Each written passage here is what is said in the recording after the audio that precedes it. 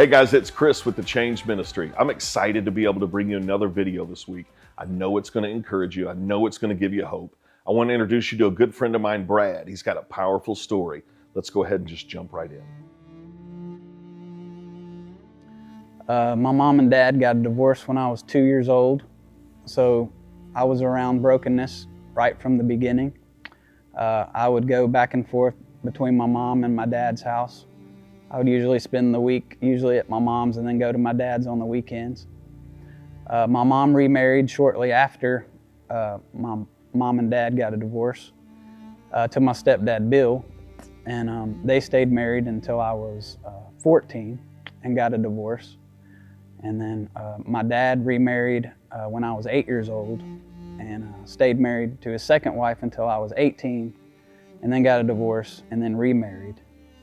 Also, my stepdad, Bill, remarried and divorced a couple of times after him and my mom split ways. So I saw brokenness very early on at a young age. So I guess for me that created, I really didn't know who I was because I was at 3 different houses. At one point in my life, I would be at my mom's house a few days a week. Then I'd go to my dad's house a couple of days, and then I would go to my stepdad's also a couple of days a week because he was like a father to me as well. Even after him and my mom split up, I continued to have a great relationship with him. So I was at 3 different houses during the week, so that left me with a sense of, who am I? You know, it was like I was a different person at each house I went to, so I kind of was like acting at each one, so to speak. So that created some confusion. Also, I didn't find out till later in life that I struggle with dyslexia and ADHD. I didn't know that as a child growing up. None of my teachers knew that. My parents didn't even know it. So I struggled in school. I watched all my friends, passing their classes with ease, and I was always the one that struggled, So I kind of got labeled as a general student. They had the college prep classes and the general classes, and I was a general class, so that kind of became my self-identity. I was also exposed to pornography and alcohol at a very, very young age. I saw a lot of things that no kid should see at that young of an age. I saw a lot of drinking, and so when I was 16 years old, I didn't have self-identity. I didn't know who I was. I had self-doubt because of my learning difference. I'd known what alcohol did. I know it made you feel good. So I had it presented to me when I was 16 years old, and no one was around to stop me. So I remember taking that first drink, and I came alive in a different way. All the self-doubt, the self-identity that I didn't know who I was, all the brokenness that I suffered from, it was like it numbed all that, and I came alive. And that was my identity through high school. I was the big drinker and the partier. At every high school game, Brad was there, and he was usually drunk, and he was acting crazy, and everybody loved me. I was almost like a mascot, I guess you would say. I'll go back, to my teenage years. I ended up getting my high school sweetheart pregnant. I was 17 years old, and I became a dad, so I had to grow up quick. I had to get a job to support my son. I was still a kid, still going to school. I'd keep him a couple of nights a week, and then I would work after school till 8 or 9 o'clock at night to help support him. So looking back on it now, Landon was probably one of the things that saved me, because had I not had him, somebody to support and love on, it became not about me so much anymore. It became about, making sure he was taken care of. Even though I continued to, drinking things, it wouldn't have been as bad. It would have been worse if I had not had a child to support. I'll put it that way. I graduated high school. I tried to go to MTSU for a couple semesters, and I could not pass a reading comprehension class. It was the only class that I needed to pass to continue on in college, and I couldn't pass it. I failed it 3 times because of a learning difference that I didn't know that I had. So that led me, to a lot of dead-end jobs, and my friends would go on to graduate, and I didn't know what the heck I was going to do. But the only thing that I found out that I was really good at was detailing cars. There was something about it that, I don't know, it was like taking something dirty and turning it into something good. I just loved that feeling, a transformation, so to speak. So I took that, I took the gift that I had for doing that, and I ended up starting my own business in 2007, long story short, and I still do that today. It's been a big part of my life.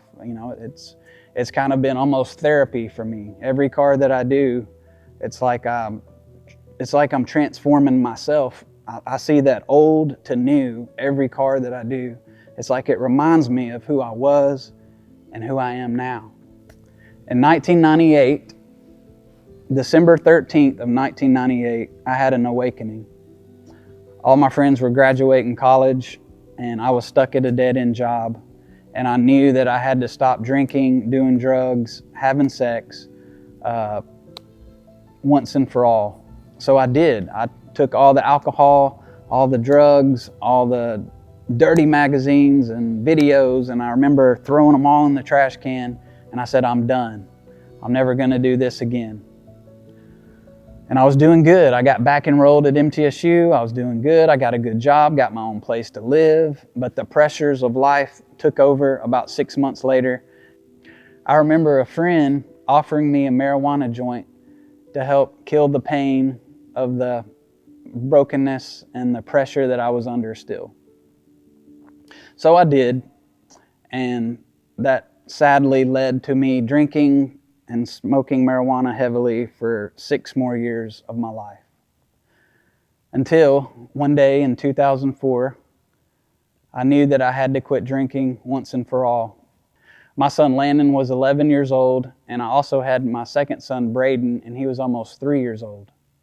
And I remember thinking, I have to stop drinking right now, not just for me, but for my family. So I did. I remember I had a 6-pack of beer and I was fixing to drink it before my wife and kids got home, but I remember just looking at it and not drinking it. And I knew it was in that moment I had to quit. So I poured all 6 of those beers down the drain and then made my way into my living room in my home that I live in now. I got down on my hands and knees with my arms open wide, and I cried out to God like I'd never cried to Him before. And I just asked Him to take the hurt and the pain and all the guilt and the shame away for once and for all. And it was like Jesus was standing right next to me. It was like He was right there and lifted weight off of me.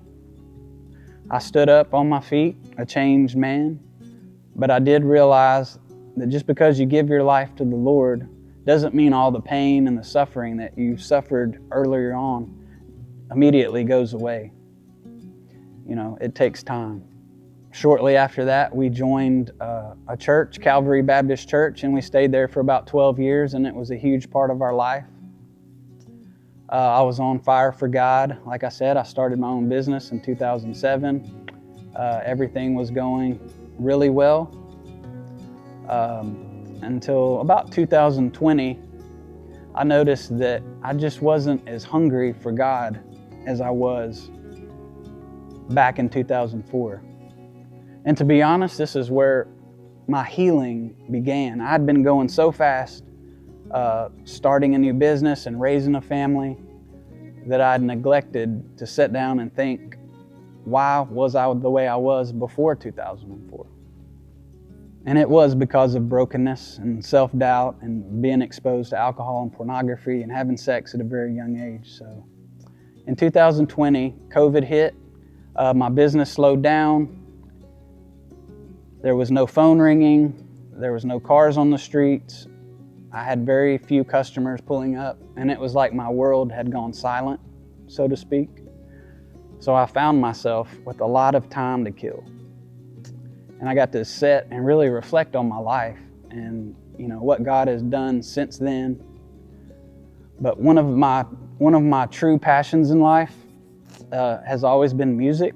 I bought my first guitar when I was 23, and I taught myself how to play and could play a few songs.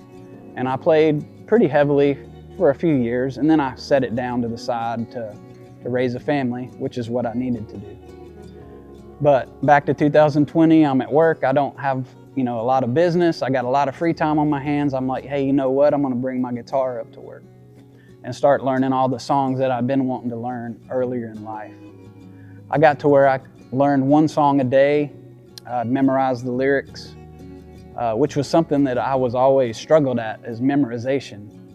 So I would play the lyrics of the songs in my head pretty much for the first half of the day, memorize them, and then go into my office and sit down and play the song, record myself singing and playing the song. Long story short, I recorded myself singing and playing a couple of hundred songs, and one day I found myself with my own lyrics in my head, so to speak, which was really weird. So I ended up writing a song, which is something I never thought that I would do. So a lot of that self-doubt that I had earlier on as a child, playing music and writing music kind of gave me something new that I could do that I never thought that I could do. So it started to motivate me. So I kept on, and I wrote a few more songs and a few more songs, and I had written about 50 songs. And I had a moment with God one day when I was like, just looked up at the sky. I was like, God, what do you want me to do with this gift, I guess, that you've given me? And I just felt the Holy Spirit say, give it to me, give it all to me. From here on out, write every song for me. Well, that's what I did. I started hearing a beat in my head that same afternoon, and I wrote a song called Hunger. Luke, I think chapter 6, verse 21 says, blessed are ye who hunger. That's where that song came from. But it was like God had given me a certain sound through all the songs that I'd learned. I found my own sound and my own voice, and I knew who and what I wanted to sing about and to who. So a long story short, I've written, I'm almost done with my 9th album. The name of my music is Changing Ways. God changed me. I want to use my music to change others. My music tells my story. I've got songs about brokenness and then about healing. So my music is all about going from the old way to the new way. That's why I called it Changing Ways. So the music has healed me because it's taken me down a journey. I've had to do a lot of reflecting on my life to write these songs. And with each song that I write, it's like I'm being healed with each one and growing closer to God. So that's where I'm at today. That's what I'm doing. God has transformed my life. He can transform your life. So if you've got a story to tell, I encourage you to tell others, because your story just might change someone else's life. Thank you.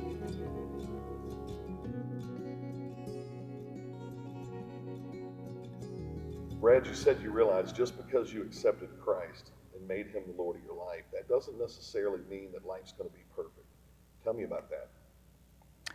Yeah, here's the thing, I got down on my knees and I cried out to God and I confessed with my mouth, Jesus, be Lord over my life, and he did. His Spirit came upon me and the weight was lifted. I stood up a changed man, but, just because you give your life to God doesn't mean all the pain and suffering that you dealt with in your life just goes away.